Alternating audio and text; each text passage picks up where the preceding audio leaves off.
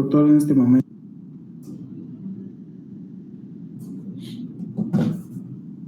Listo. Empezamos.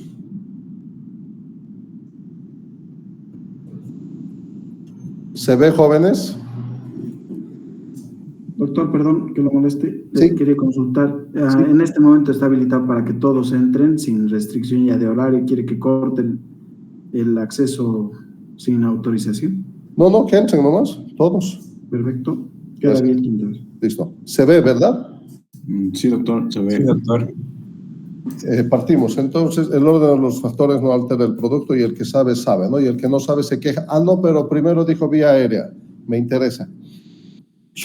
Shock. Lo fundamental en el estado de shock, y cuando hablamos de shock, estamos hablando del shock en el contexto de trauma, ¿no? Del paciente accidentado. Y eso es igual a shock hipovolémico, porque como ustedes sabrán, o algunos, hay distintos tipos de shock. Hay hipovolémico, hay cardiogénico, neurogénico, shock anafiláctico y shock séptico. Pero nosotros nos vamos a enfocar en este tipo de accidentados, gravemente lesionados, con pérdida de sangre. Acá está incluso viendo, ustedes están viendo un torniquete en el brazo izquierdo por una lesión, una amputación traumática, ¿verdad? Entonces el mecanismo de lesión parece que ha peleado con un tigre o con un oso. El mecanismo de lesión es más que elocuente cuando ven este tipo de lesiones. Y en el estado de shock, lo primero es identificarlo. ¿Nuestro paciente tiene shock o no? ¿Verdad? Y esto se hace en base a las manifestaciones precoces del shock. Todo en medicina, si quieres tener éxito, tienes que detectar precozmente, así como lo haría la inteligencia artificial. Tienes que tener una actitud propositiva y decir, yo tengo que llegar al diagnóstico precozmente, no con hipotensión arterial. Si en tu pensamiento, en tu cabeza está que para hacer el diagnóstico de shock tiene que haber hipotensión arterial, estás en shock grado 3, llegaste tarde, probablemente pierdas al paciente. Entonces, lo más importante es saber definir qué es un shock. Un shock es un estado de hipoperfusión tisular e hipooxigenación tisular de órganos y tejidos. Eso es shock, ¿verdad? Microscópicamente, ¿cómo se expresa eso? En un cambio en el metabolismo aeróbico hacia por el déficit de oxígeno y la hipoperfusión de órganos y tejidos, cambia a un estado de un metabolismo anaeróbico con la producción de ácido láctico. La producción de ácido láctico va a llevar a una acidosis metabólica, una lactacidemia. La célula va a seguir sufriendo, edema celular, ruptura de los organelos, las mitocondrias, los ribosomas se edematizan y llega a estallar la célula, ¿verdad? Hasta llegar a la muerte celular. Lo importante entonces nosotros tenemos que saber es, si sabemos el diagnóstico, la definición, tenemos que saber identificar. Y en trauma son 3 las manifestaciones precoces que nos dicen este paciente está en shock. Va a venir en las siguientes diapositivas, pero son alteraciones en la frecuencia cardíaca, taquicardia. Segundo, piel pálida, sudorosa y fría. Y tercero, alteraciones del sensorio, alteraciones del estado neurológico. Y todo esto es producto de una instalación así por así. No, el organismo es sabio y apenas se enfrenta con una pérdida de algo de sangre. Estamos hablando de shock hipovolémico, por si acaso, para que se ubiquen. Entonces, hay una pérdida de sangre, el organismo detecta e incrementa la producción de catecolaminas, adrenalina, noradrenalina, todas las aminas, y estas, como tienen efectos simpáticos y parasimpáticos, si saben por si acaso esto, que van a trabajar en todo el organismo. A nivel cardíaco predomina el efecto simpático sobre el parasimpático y hay taquicardia, ¿verdad? El organismo nota que está perdiendo sangre y lo que necesita es mantener perfundido el cerebro, el corazón y los riñones, y para eso el corazón trata se dice, la solución es que tengo que bombear más rápido para cuidar mi cerebro, porque está estudiando medicina, para cuidar mis riñones y para cuidar mi corazón. Entonces, por eso, taquicardia. Listo. Como hay pérdida del continente, hay líquido que está faltando, que se está perdiendo, entonces se sacrifican ciertos territorios del organismo, particularmente el cutáneo y el visceral. Por eso la piel se pone pálida, porque está vasocontraída, está predominando ahí el efecto de la vasoconstricción, el simpático sobre el parasimpático, y ¿Para qué? Para mantener perfundido el cerebro, el corazón y los riñones. Lo mismo está ocurriendo a nivel visceral, a nivel intestinal, para proteger órganos nobles. Estoy repitiendo como loro 10,000 veces, espero que se les quede. Y además, ¿y cómo ocurre? Como a pesar de este gran esfuerzo del organismo, llega menos sangre al cerebro, ¿ya? Entonces, eso les ocurre cuando hay examen, parece. Entonces, llega menos sangre al cerebro y el paciente está desorientado, confuso.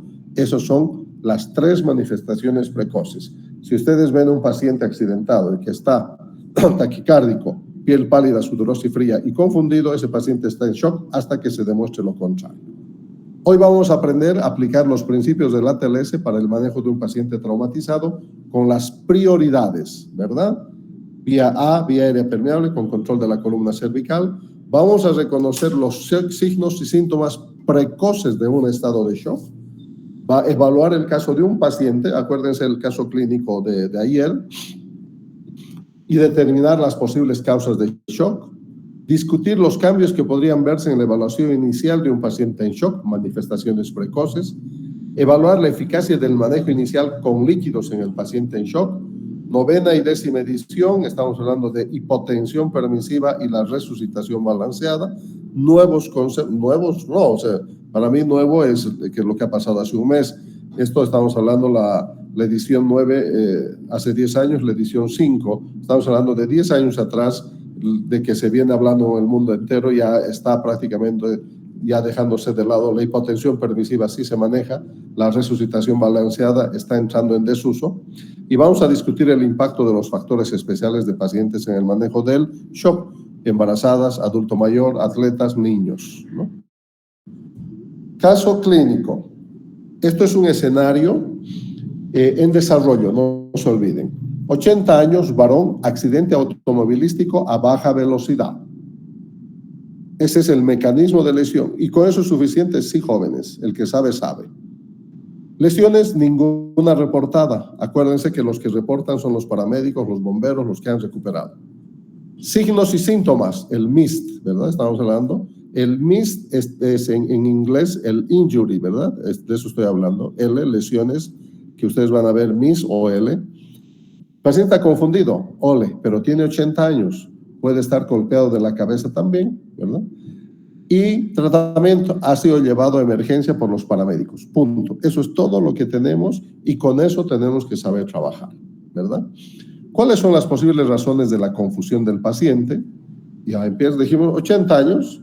Este paciente ya puede tener hasta datos de Alzheimer, ya es viejito, tiene datos de hipoperfusión tisular, ¿verdad? Acuérdense, alteraciones del sensorio, ya y peor en un paciente de 80 años, además de un posible TEC, ¿verdad? Entonces, estamos ahí dentro de las posibilidades. ¿Cuál es la información adicional de la escena que podría ser útil para obtener de los proveedores prehospitalarios que podrían diferenciar las causas de esta confusión? Fantástico, a mí me encantaría que el paramédico o el bombero que acompaña me diga, el caballero iba sin cinturón de seguridad, que es normal en esa edad, y el parabrisas estaba estallado. Impactó con su cabeza, rompió con su cabeza el parabrisas. Este paciente tiene TEC y además en el sitio del accidente estaba inconsciente, ¿verdad? Entonces ya estamos. Además, en las personas de 80 años, todos son galletitas, se fracturan fácil. Pudo haber tenido un impacto torácico también, un trauma torácico contra el volante, y eso causar la hipoperfusión. Ahora sí, el caso progresa, ¿no? Y dice, los signos vitales ahora son, atentos, 170 de presión arterial, no está mal. Frecuencia cardíaca de 100, para uno de 80 años está taquicárdico, y una frecuencia respiratoria de 20. Entonces tenemos todo. Frecuencia taquicardia, confusión, nos falta solo uno, ¿verdad? Y en los viejitos, porque tienen, en las edades extremas, niños y adultos mayores, tienen un exceso de piel, fácilmente expuestos al medio ambiente, pierden el control térmico y se enfrían fácilmente. El paciente recibió líquidos en su atención, ¿no? O sea, no hay que perder mucho tiempo a los paramédicos. No te preocupes de colocar sueros. Agarra al paciente, estabiliza, collar cervical, tabla espinal larga y vámonos al hospital. Seguimos avanzando. Basado en la información dado, ¿este paciente está en shock? Pregunta. ¿Qué información adicional se necesita que le ayude a determinar esto? Entonces, probablemente la respuesta de algunos sea, ¿cómo está la presión arterial? ¿Saben qué? No me interesa la presión arterial. Lo que me interesa en este paciente en este momento es mirarle la piel, tocarle la piel y complementar mi tercer signo clínico, porque ya tenemos de los 3 precoces, tenemos 2, confuso, taquicárdico, y si la piel está, entonces clínica, todo clínica, solo clínica, ¿verdad? Después, cuando hagamos la resucitación, ya vamos a ver qué ha ocurrido con este paciente. ¿Qué signos vitales y de laboratorio apoyan el diagnóstico de shock? Bien. ¿Puede un signo vital o resultado de laboratorio diagnosticar un shock? Hoy, por ejemplo, en la visita estaban sus compañeros, decía, el paciente ingresado con el diagnóstico de hemorragia digestiva baja. Sí, perfecto. ¿Por qué? Porque hay sangrado rectal, hematoquesia, al inicio, durante o después o al final de la hemorragia digestiva baja. Punto. Y en ese contexto tengo que yo saber mi diagnóstico diferencial: enfermedad diverticular, hemorroides, fisuras, tumor y eso, ¿no? Cáncer. Entonces, ese es mi diagnóstico, ese es el juego que tengo que hacer con los diagnósticos diferenciales. En el laboratorio viene una hemoglobina de 8. Dice, ahora el diagnóstico ya no es hemorragia digestiva alta, es shock hipovolémico. Por favor, ¿no? Eso es una mala interpretación. ¿Cuál es la causa más común de shock en trauma? Entonces, acá ya viene el tema de saber de que en trauma es la pérdida de volumen, ¿no? El shock hipovolémico, la causa más común. Sin embargo, no podemos dejar de lado ciertos tipos de shock que pueden ir acompañando al trauma, como es el shock neurogénico, en los pacientes con un trauma raquimedular, o sea, traumatismo cervical alto, que es un trastorno neurológico que se manifiesta con signos y síntomas hemodinámicos. Puede haber un shock séptico en trauma, sí, si el accidentado ha llegado 8 o 10 horas después del lugar del accidente hasta que llega al hospital, ese lapso, y tenía estallido de colon, obviamente va a llegar séptico. Puede haber un shock cardiogénico, indudablemente que sí, si hubo un trauma torácico con una contusión cardíaca. Entonces vamos viendo los distintos tipos de shock. ¿Qué tipo de lesiones de tejidos blandos u óseos podrían desarrollar estados de shock? Indudablemente que en trauma, la lesión de vísceras macizas, la lesión de estructuras óseas pueden condicionar o llevar a estados de shock. Sobre todo, fracturas de fémur bilateral, fácil tenemos 750 por lado, 1500 de sangre. Se describe y se dice que las fracturas de pelvis en libro abierto por compresión antero-posterior, ¿verdad? Donde hay una disyunción de la articulación sacroiliaca o la sínfisis del pubis, ahí están 3 litros de suero, entonces ya no te enloquezcas 3 litros de sangre, ya no te enloquezcas en pensar, ¿y dónde está el shock? El shock está ahí. Entonces, a ver cuánto de sangre va a quedar. Y no solamente se secuestra en el sitio de la fractura sangre, también se secuestra próximo a la fractura por el edema, la inflamación, líquido, ¿verdad? Entonces, tenemos que saber cuánto de sangre y de líquido va a provocar una fractura de fémur, una fractura de húmero, una fractura de pelvis, para poder interpretar. Progresa el caso. Como corresponde, se ha hecho A, B, C, y en C le han colocado 2 accesos intravenosos gruesos. Eso significa calibre, ya no existe en el mercado 12 es un grueso calibre, 14 encuentras con suerte, normalmente es 16, ¿no? Un catéter venoso 16, se recomienda un catéter de grueso calibre, y se le administró 1 litro en bolo de solución cristaloides. Fantástico. Ojo, es viejito, tiene 80 años, puede tener, no puede tener, tiene hipertensión, tiene una serie de enfermedades, puede tener una fibrilación auricular, estar tomando anticoagulantes, ser diabético. Entonces, ahí vamos a saber cuando hagamos la historia amplia. Y actualmente la tendencia con la resucitación con cristaloides es 1 litro y alto. ¿no? Y si vamos a necesitar sangre o derivados, se toma la decisión a seguir. En situaciones del adulto mayor con corazones límites, uno tiene que ser muy cuidadoso con la reposición de líquidos. Los signos vitales después de haber pasado 1 litro, dice, la presión arterial sigue igual, ¿verdad? Eran 170, ahora está con 98-70, pero la frecuencia cardíaca ha bajado a 80, ¿no? Entonces, esto nos habla así que con 1 litrito de suero ha mejorado ligeramente las condiciones del paciente. Ya estamos interpretando la respuesta, ¿verdad? No, a nosotros nos interesa, hemos dicho, saber definir shock y identificar si el paciente está en shock. No tenemos a sus compañeros de curso, yo les digo esto, no tenemos nosotros un visor en nuestra frente o en nuestro cuello que diga este paciente viene con shock grado 2, grado 3, que sería ideal, ¿no? Los robots a futuro probablemente lo tengan. Entonces nosotros vamos a interpretar el estado de shock que tiene el paciente en base al tipo de respuesta.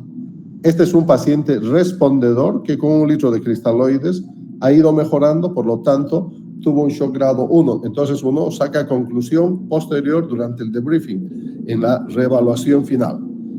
Pero el paciente permanece confundido e incapaz de proporcionar su historia médica. Aquí es importante que el resto del equipo haga la historia amplia con su familia y ver qué medicamentos toma el paciente. ¿Qué anexos debería considerarse para determinar la causa del shock si aún no se han hecho? Todos los pacientes tenemos en A, es bueno sistematizar el aprendizaje. En A tengo que pedir los anexos siguientes: oxímetro de pulso, monitorización electrocardiográfica, listo. En B vamos a pedir una radiografía, ahí me acuerdo, radiografía de tórax, radiografía de pelvis y radiografía de columna cervical. En C, mi anexo va a ser, tomen laboratorios, examen, una muestra de sangre para hemograma, glicemia, urea, creatinina, ATP, INR, grupo sanguíneo y RH, y además la determinación de alcohol y drogas en sangre. No es mujer, chao, test de embarazo, listo, ¿verdad? Además, licenciada, coloque una vía venosa de grueso calibre con una solución cristaloide, con cuidado, por favor, y además traiga una sonda nasogástrica y una sonda Foley. En cuestión de 30 segundos, hemos utilizado todos nuestros anexos y cada anexo tiene un rol importante. Un rol vital juega la sonda urinaria, ¿verdad? ¿Cómo voy a evaluar la respuesta a mi resucitación? En base a la diuresis, ¿ya? La diuresis es el parámetro fisiológico más importante para evaluar la resucitación de un paciente en shock. Por lo tanto, tengo que saber que un adulto orina promedio de 0,5 a 1 ml kilo peso hora. El lactante menor, orina 12 ml kilo peso hora. Cuanto más chico la persona, orina más. El lactante mayor, 1,5 ml kilo peso hora. El escolar y preescolar orinan promedio 1 ml kilo peso hora. Entonces hice eso y salió en la orina 600, ya de hecho me quedo tranquilo ese paciente, y además de que los signos vitales han ido hacia la estabilización. ¿Cómo debería proceder la reanimación posterior? En base...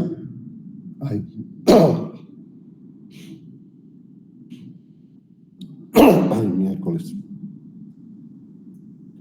Vamos a proceder con la reanimación posterior en base al tipo de respuesta que tiene nuestro paciente.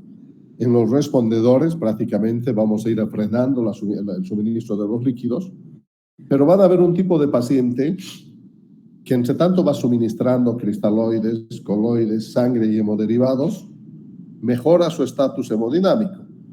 Bajas el flujo de los aportes de coloides y cristaloides y se desestabiliza nuevamente el paciente, ¿no? Ese es un paciente con respuesta transitoria y esto se interpreta como un estado de shock grado 2-3 que ha perdido aproximadamente entre el 15 y el 30% de su volemia, ¿ya?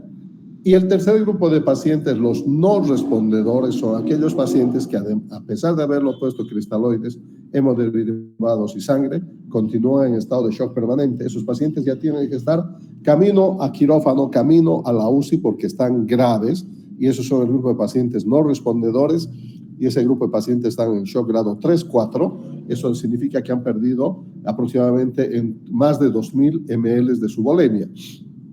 Y este grupo se caracteriza por hipotensión sistólica. Preguntas para la discusión. ¿Cómo continuamos la monitorización del seguimiento de la respuesta a la reanimación con líquidos del paciente? Ahí está la pregunta con un distinto tono. La respuesta es colocando una sonda urinaria y ver cómo está perfundiendo sus tejidos. Y el mejor parámetro fisiológico para evaluar la resucitación con líquidos en shock hipovolémico es la diuresis.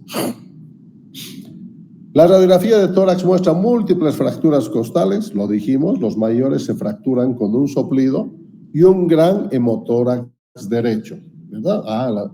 Por eso es que sirve hacer de rutina radiografía de columna cervical, tórax y pelvis, porque además en el mecanismo de lesión ya podemos deducir que el paciente tuvo un impacto torácico con el volante y quizás no llevaba cinturón de seguridad.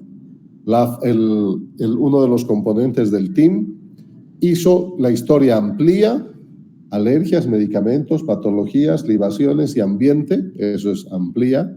El familiar llega y provee su historia. Tiene enfermedad arterial coronaria, tiene stents arteriales hace un año, no dice cuánto. Medicamentos, toma betabloqueadores. Puede ser por eso es que no hace taquicardia.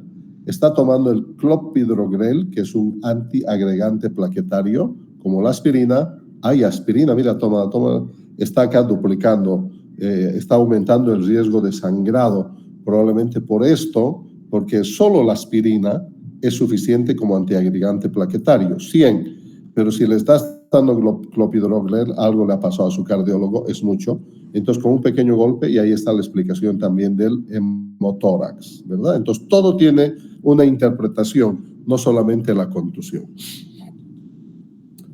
Y aquí es importante saber lo que es el efecto de los medicamentos. Por ejemplo, si el paciente tiene un marcapaso, nunca vas a tener una taquicardia, ¿verdad? Porque ese corazón va a responder a cuánto se ha programado el marcapaso. Si el paciente está tomando betabloqueadores, va a haber una tendencia a una frecuencia cardíaca normal o menos, ¿verdad?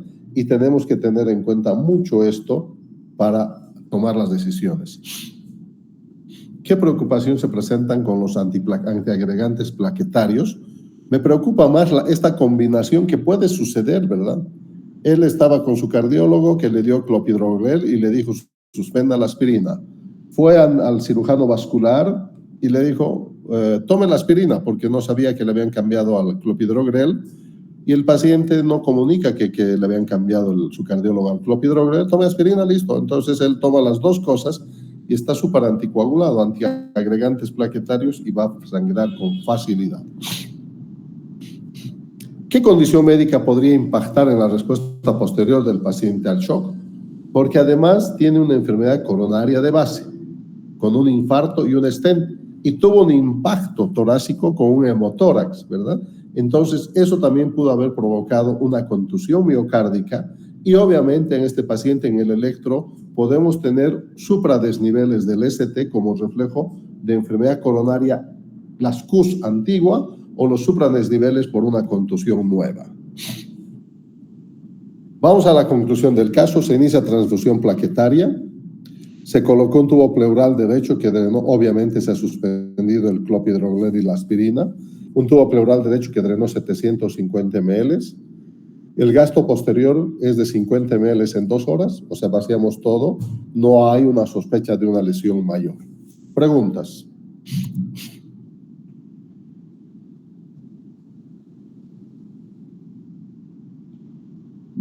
$14, fantástico. Hoy hablé con su coordinador, le voy a tomar una foto porque él no cree que solo asisten 14. Y él quedó en hablar para que no pasen patología en este horario.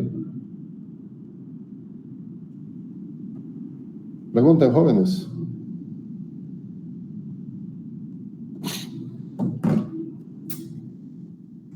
No hay preguntas. Vámonos a la continuación. La presentation, acá.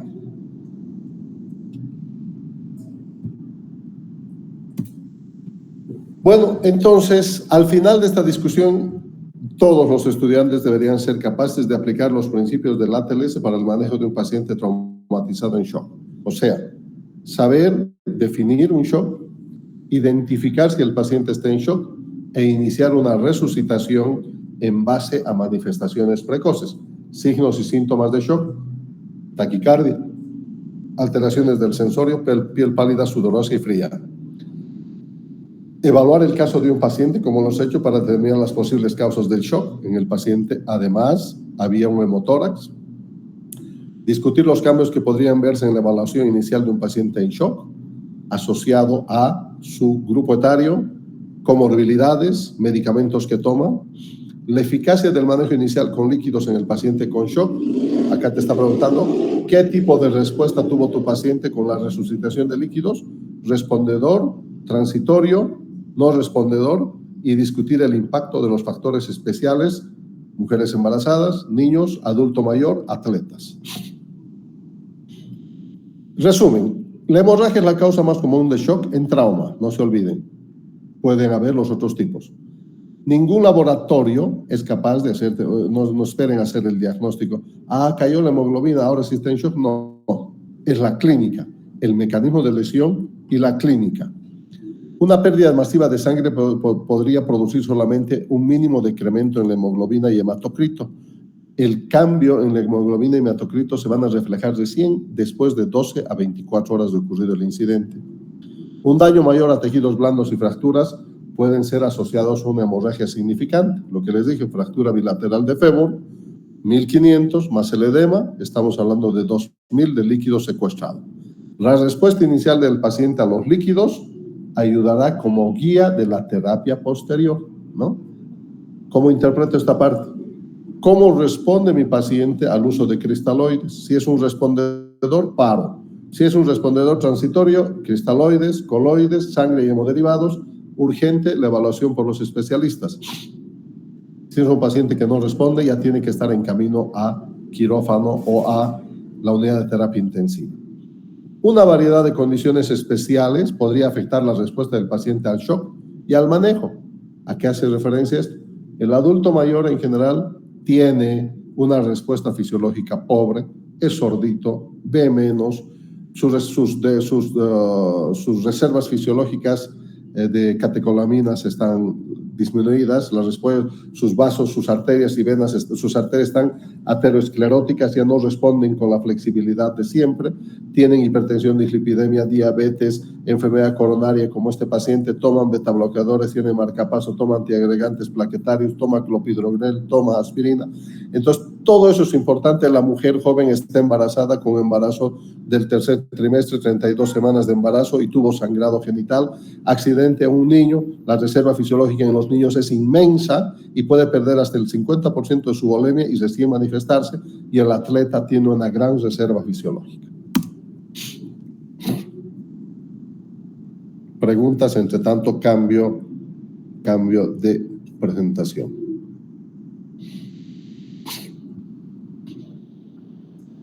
Manejo de la vía aérea y ventilación. Están muy callados, ¿no? O sea, en realidad, vamos a escapar de la presentación. En realidad, en este momento, somos 8 estudiantes. Estoy impresionado. Y de los 8 seguramente son 7 los estudiantes que están pasando práctica conmigo. Y mañana los voy a interrogar. Y el resto debe estar en patología. Vámonos. Nos va a dar para abdomen más hoy día.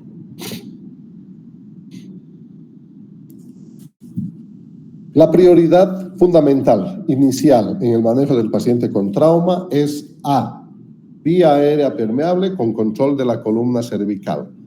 No puedes perder tu tiempo en ir a querer controlar un sangrado de una fractura expuesta de fémur, ¿no? Y distraerte con eso y entre tanto el paciente se está muriendo porque su vía aérea, como en la foto, por trauma facial, como en el primer caso, está completamente obstruido, ¿verdad? Entonces vas a tener un paciente de muerte cerebral, pero con una buena inmovilización de fémur que no sirve de nada. ¿Qué tenemos que saber? Entonces, igual, manifestaciones precoces de compromiso del estatus respiratorio. Taquimnea, y me dicen cianosis tarde, otra vez jóvenes. La cianosis es una manifestación tardía de un compromiso respiratorio. Taquimnea, esto es fundamental, ver cómo está el compromiso del sensorio a causa de la hipoventilación e hipoperfusión. Y un dato importante que hoy es que vamos a aprender a definir lo que se está viendo en este momento en la figura, vía aérea definitiva. Entonces tenemos en el manejo de la parte de A, vía aérea permeable, maniobras básicas que son elevación del mentón y desplazamiento de la mandíbula para despejar la vía aérea superior, no se olviden, por encima de la glotis, porque la causa más frecuente de obstrucción de la vía aérea superior en el paciente inconsciente es la caída de la lengua. Cuando ustedes entran en estado de inconsciencia, y sobre todo los pacientes con sobrepeso, tienen una lengua gorda, y cuando estás inconsciente y has dormido profundamente, tu lengua cae, tapa la vía aérea, y esa es la causa de los ronquidos, jóvenes. Entonces, todo es que no, que herencia, mentira. Es una lucha entre la vida y la muerte, el ronquido. Ahí la vía aérea, la laringe quiere respirar, la lengua pelea y se genera este ruido producto de esta lucha entre la vida y la muerte. Ese es el ronquido. Y cuando la lengua gana, ¿verdad? Entonces ahí viene la apnea del sueño, que puede tener varios minutos o segundos, ¿verdad? En el cual no está siendo perfundido el cerebro, el corazón y los riñones. Las prioridades iniciales en el manejo del paciente es asegurar y reconocer una vía aérea intacta, permeable, que no esté comprometida. ¿Y cómo puedo evaluar eso? Fácil, ¿verdad? Muy buenas tardes, soy el doctor Grajeda, soy el médico de turno. ¿Qué le ha ocurrido? Con respeto, ¿verdad? Mujer, de repente mayorcita, ¿no? Una persona joven. Hola, yo soy el doctor Grajeda, ¿qué te ha ocurrido? ¿Puedes contarme? Me dice, doc, estaba manejando mi moto y me he chocado contra un perro y me he caído, me golpeó mi cabeza. Está hablando cosas coherentes. ¿Qué me dice eso? Que tiene vía aérea permeable, que está bien perfundido su cerebro. Me quedo tranquilo. En cambio, si le digo, ¿qué te ocurrió? Palabras incomprensibles. Está haciendo gorgoteos nada más. Entonces el paciente está gravemente lesionado. Equipo, preparen, vamos a hacer una vía aérea definitiva. O sea, vamos a invadir la vía aérea colocando un tubo en la tráquea con un balón inflado por debajo de las cuerdas vocales, conectado a un sistema de ventilación, un ambú, una máquina, y fijado en la cara para que no se mueva. El objetivo 5 es el 1 para nosotros. Vamos a identificar situaciones diferentes, clínicas, en las cuales el compromiso de la vía aérea, todos relacionados mucho con el mecanismo de lesión y el estado de la conciencia. Reconocer los signos y síntomas de compromiso de la vía aérea en un caso real, o sea, un accidente. Determinar los factores que pueden predecir una vía aérea difícil, ¿verdad? En cuanto a que para esto existen escalas de evaluación como el Mallampati, que es muy útil. Y clínicamente, yo cuando veo una persona gorda, que no tiene cuello, que su cabeza es directamente con el tórax, esto es vía aérea difícil, ¿verdad? Entonces ahí tiene un capo o una persona muy capacitada para hacer vía aérea definitiva, que no tiene mentón, micrognatia, ¿verdad? Factor para predecir dificultad, o que su lengua está protrudiendo por su boca, ¿no? Macroglosia. Ya, esto está grave, esto va a ser difícil. Y vamos a aplicar el algoritmo para la vía aérea en el escenario que incluye un paciente con vía aérea difícil, y vamos a definir, ya hemos definido vía aérea definitiva. Obeso, ahí está, cabalito. 43 años, joven, mecanismo de lesión, perdió el control de su pequeño vehículo mientras viajaba a alta velocidad. Estos escenarios podrían darse, estos son más de Estados Unidos, ¿no? Alaska, Nueva York en invierno. Aquí en Cochabamba podría ser en la altura del Camino a La Paz o más en La Paz, en Chacaltaya. Mientras viajaba a alta velocidad sobre un camino congelado, resbaló, chocando del lado del conductor con árboles grandes. Y si vemos, su rueda no tiene cadenas, no tiene medios para circular en nieve, ¿verdad? Entonces, imprudente, además, el gordín de 43 años, y obviamente resbaló y se golpeó contra los árboles. Injury, ninguna reportada, lesión. Síntomas y signos: paciente combativo durante la extracción, ¿no? Entre tanto no se demuestre lo contrario, jóvenes, la combatividad tiene que ser interpretado como un estado de hipoxia. No está llegando sangre adecuadamente a su cerebro, ¿no? Y obviamente, si siento aliento alcohólico al interior y veo latas de cerveza ahí adentro, digo, además parece que este paciente ha bebido y me está peleando, ¿verdad? Pero primero tengo que pensar que está hipóxico, no al revés. Nunca es por alcohólico que está hipóxico y está combativo, porque cuando deje de estar combativo ya está hipercápnico y se está muriendo, jóvenes, ¿verdad? Suele ocurrir en emergencia. Doctor, este paciente no se deja, no tolera el accidentado, el estar en decúbito, le falta aire, quiere moverse, quiere sentarse, eso se llama combatividad. Y cuando deje de estar combativo, es que ya no está hipóxico, está hipercárnico, hipercárbico, y se te va a morir. Tratamiento: le han puesto una tabla espinal sobre una tabla larga, tiene un collar cervical y además tiene una ventilación con reservorio, una máscara y reservorio. ¿Qué aspectos del mecanismo de lesión reportado presentan compromiso de la vía aérea? Fácil, ¿verdad? La obesidad, el impacto lateral, ¿verdad? Pero me gustaría saber además si había aliento alcohólico o no. ¿Cuáles son los hallazgos clínicos que sugieren compromiso potencial de la vía aérea? La combatividad. El paciente está hipóxico, probablemente impactado el tórax, está con un traumatismo torácico severo, y además también un TEC que puede estar condicionando este estado. ¿Cómo puede usted saber si la vía aérea está permeable? Ya les dije, sencillo. Al señor don Ricardo, porque vimos su identificación, ¿qué le ha ocurrido? O sea, no se puede manifestar, no emite palabras coherentes, ¿verdad? En la escala de coma de Glasgow. Eso significa que además de hipóxico, está peleando, tiene una grave dificultad respiratoria. ¿Cuáles son algunos de los factores del paciente que pueden contribuir a una vía aérea difícil? Miren cómo es la medicina, ¿no? Es cuestión de saber los 6 más altos, el cociente intelectual me refiero, de lo que es la memoria, la inteligencia lógico-matemática.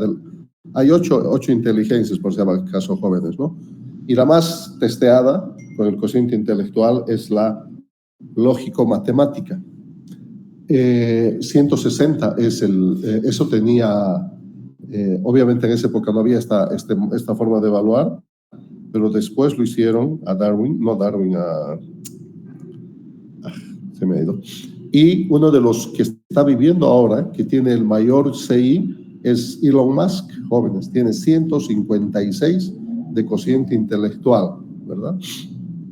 Entonces, esto es importante, es importante saber cómo esto puede impactar, ¿verdad?, en el tema de la educación médica. ¿Cuáles son algunos de los factores, dice, del paciente que pueden contribuir a una vía aérea difícil? Y esto es sabiendo teoría, habiendo estudiado el ATLS, revisando, porque medicina, jóvenes, no entra por ósmosis. Pero también les puedo comunicar algo bueno que dice aquel profesional médico que alcanza un 140 promedio, joven, no con mucha experiencia, ¿verdad? En esta época, en la década anterior, tenía pocas posibilidades de surgir y lograr un empleo por la baja capacitación. Sin embargo, si a este profesional en estas mismas condiciones ahora le enseño a manejar la inteligencia artificial, su capacidad de respuesta va a llegar a 150, optimizando la respuesta. Así que, jóvenes, agárrense, mensaje, agárrense de la inteligencia artificial. Puesta sí, porque la 3.0 y 3.5 te dan 2 respuestas y muy pobres, cuesta $20 mensual, hay que agarrar la 4.0, porque mañana los cambios que se dan en los avances tecnológicos en el contexto de la inteligencia artificial se dan en cuestión de horas, no en días como antes, ¿verdad? Entonces, es importante tener una buena conectividad y tener un buen acceso a un chat 4.0 en este momento. ¿Cuáles son los factores del paciente que pueden contribuir a una vía aérea difícil? La obesidad, el cuello corto, traumatismo maxilofacial. ¿Hay factores adicionales que pudieran presentarse en otros pacientes con trauma? Indudablemente que sí. Pacientes que puedan tener prótesis dentales, ¿verdad? Que se desplazan y obstruyen la vía aérea superior. Traumatismos faciales y del macizo facial y maxilar con coágulos y sangre que obstruyan la vía aérea. ¿Cómo podría predecir esta vía aérea difícil? Esto es lo que se le está mostrando y es con esto que deberían solamente responder. Se llama la prueba de Mallampati y es así como está, ¿verdad? Se evalúan 4 parámetros anatómicos: pilares, úvula, base de la lengua, istmo de las fauces. El istmo de las fauces es esa M de McDonald que ven ahí, de los pilares y la úvula, paladar blando, pilares, úvula y base de la lengua. En la medida que este es un Mallampati 1 normal, ustedes véanse al espejo o entre ustedes practiquen. En la medida cuando abra la boca, saque la lengua y ya apenas visualizas, ya no ves la punta de la úvula y perdiste la mitad de la M del istmo, es Mallampati 2. Abra la boca, saca la lengua, tiene una lengua gigante, ya no ves, solamente ves la base de la úvula y de los pilares. 3, difícil, muy difícil intubar, acá un capo. Y en el 4 solo se ve el paladar blando, ya no se ve úvula, no se ven los pilares y se ve una macroglosia.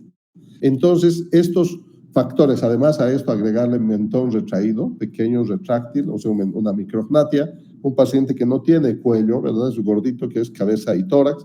Esos son los factores que nos van a predecir la dificultad. Llegó el paciente al servicio de emergencia, todo esto ha sido en el prehospital. El paciente está letárgico, ¿verdad? Y por hipoxia tenemos que presumir. Asimetría en la expansión del tórax, traumatismo torácico, hemotórax, neumotórax o hemoneumotórax, ventilación y además obesidad, ventilación superficial saturando 82%, lesiones faciales significativas, ojo, trauma facial, TEC, abrasiones torácicas en el lado izquierdo. Usted está asistiendo a la ventilación con dispositivos de máscara, bolsa y reservorio. ¿Cuáles son los síntomas de ventilación inadecuada?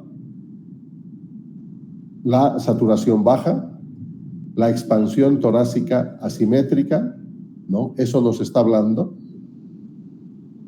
¿Cuáles son los signos de ventilación? Los síntomas va a ser la frecuencia respiratoria elevada y los signos van a ser la oxigenación baja, lo que puede medirse. Vamos a ver el trauma torácico con una respiración asimétrica. ¿Cuáles son los siguientes pasos para el manejo? Este paciente está beligerante, está letárgico, está con una saturación baja, con un tema de trauma facial, pero siempre mi primer intento va a ser una ventilación con máscara, bolsa, válvula que le están haciendo y no hay mejoría, entonces este paciente necesita una vía aérea definitiva. Y dentro de las vías aéreas definitivas, 98.5% orotraqueal, intubación oro por boca traqueal. En el resto de los casos, cuando no puedo hacerlo por boca, nasotraqueal o directamente en la tráquea por cricotiroidotomía por punción y a seguir cricotiroidotomía quirúrgica. ¿Qué equipo se requiere? El que acabamos de hablar. Continúa el caso. El paciente está ahora inconsciente, o sea, se deterioró rápidamente. La presión sistólica 100, taquicárdico, se aspira algo de esputo sanguinolento en la vía aérea superior, sus dientes y huesos faciales están intactos. Perfecto, voy a poder intubar. Se inserta una cánula oral en la vía aérea y se continúa la ventilación con máscara válvula, con oxígeno al 100%, mejorando la saturación al 93%. Buena respuesta. Usted decide intubar, por el contexto. ¿Qué constituye una vía aérea definitiva? Entonces acá viene la definición de vía aérea definitiva. Se llama vía aérea definitiva a la colocación de un tubo en la tráquea con un balón inflado por debajo de las cuerdas vocales, conectado a un sistema de ventilación, máquina, ambú, globo, lo que quieran, y fijado en la cara o en el cuello, si está directamente el tubo en la tráquea, para evitar su desplazamiento. ¿Cómo se prepara para esta intubación? El capacitarse, seas psicólogo, psiquiatra, seas ginecólogo, tienes que saber intubar, tienes que saber detectar un problema en la vía aérea, colocar una cánula orofaringe, una nasofaringe, saber cuándo y por qué, y elegir el paciente para una vía aérea definitiva, para la intubación orotraqueal, nasotraqueal o cricotiroidotomía quirúrgica o por punción, ¿verdad? Y para esto me preparo. Ya he hecho todas las medidas básicas, ahora he decidido intubar al paciente por las condiciones generales, necesito tener en mi mesa todo el material necesario. La aspiración presente, funcionando, tengo el laringoscopio con luz, con pala adecuada para la edad y el paciente, tengo el tubo traqueal con el globo probado, tengo las gasitas, tengo el ambú, tengo el aspirador funcionando, hemos dicho, una jeringa para inflar el globo del balón, todo preparado, guantes estériles, el equipo con medidas de protección universal, ¿verdad? Y vamos a proceder a la intubación. ¿Qué anexos vamos a utilizar durante la intubación? Oximetría de pulso, monitorización electrocardiográfica y acuérdense, tuvo un trauma torácico, este paciente ya se pidió radiografía de columna cervical, de tórax y de pelvis. ¿Usted tiene dificultad para intubar al paciente? No he tomado en cuenta las dificultades físicas, la edad del paciente y el estado de obesidad. Entonces, pero puede ocurrir hasta el más diestro, ¿verdad? Entonces tengo dentro del abanico de opciones de manejo de la vía aérea difícil, tengo las vías aéreas no definitivas, como son la máscara laringea, pero es difícil llegar a un sellado adecuado, dice, ¿no? Por lo gordito que es, la máscara no puede sellar completamente. Entonces hago un intento con una bujía elástica de goma, se llama la guía de Ishman, para intubar al paciente, que es exitoso, fantástico, y logré intubar y mejora la oxigenación del paciente. Si a pesar de estas medidas no mejora, vamos a modificar acá, no mejora la oxigenación del paciente, ya hemos agotado todas las medidas de hacer una vía aérea definitiva por vía nasotraqueal o orotraqueal. Entonces ahora vamos, ¿cuándo está indicada una vía aérea quirúrgica? ¿Debería usted realizarla ahora? No, porque mejoró, ¿verdad? Pero si no hubiera mejorado, la respuesta es sí. ¿Qué hay que hacer? Cricotiroidotomía por punción. Con una aguja gruesa conectado a una llave de 3 vías y oxígeno voy a puncionar en la membrana cricotiroidea en ángulo de 90 grados y luego voy a inclinar en 45 hacia cefálico y voy a desplazar hacia la parte distal de la tráquea y voy a suministrar oxígeno. Tengo 10 minutos después de la cricotiroidotomía por punción para hacer la cricotiroidotomía quirúrgica. Seguimos. Después de una intubación asistida con drogas exitosa, los signos vitales a pocos minutos de la intubación, sigue taquicárdico, la presión sigue afectada y la saturación 70. No mejoró. Hay disminución de los ruidos respiratorios en el lado del tórax izquierdo por el trauma. Acuérdense que impactó de ese lado. A es resuelto, pero al parecer el problema es en B.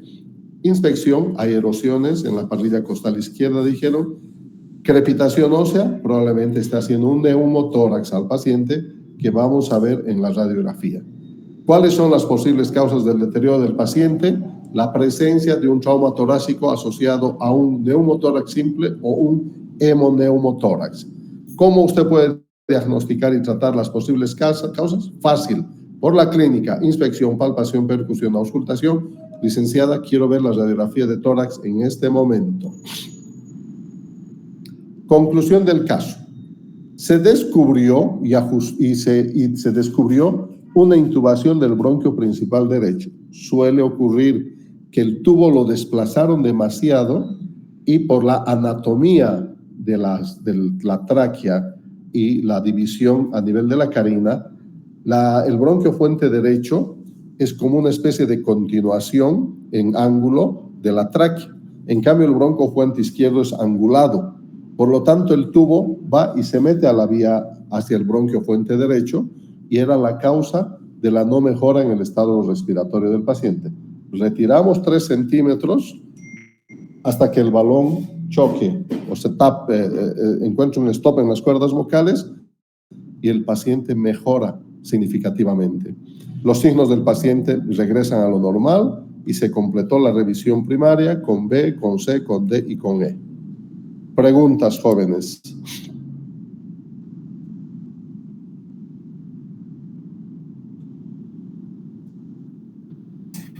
Si hubiera sido, doctor, un neumotórax a tensión, ¿tendría que ver una desviación de la tráquea en la radiografía o puedo verlo sin hacer ese examen?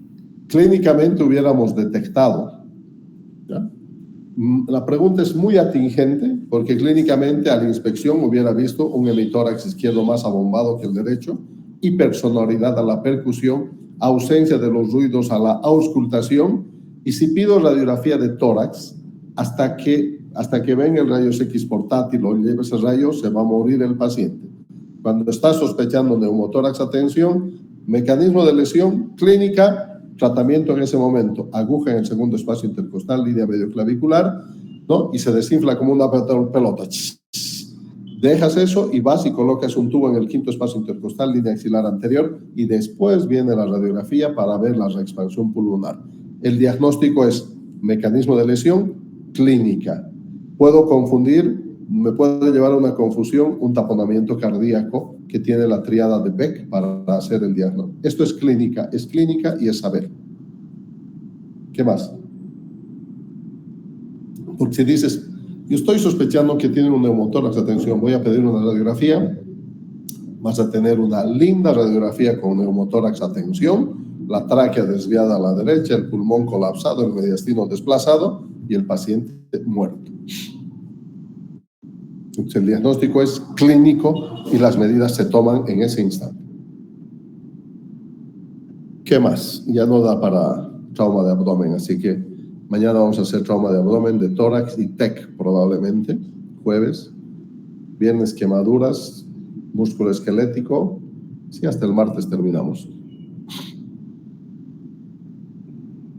¿No hay más preguntas?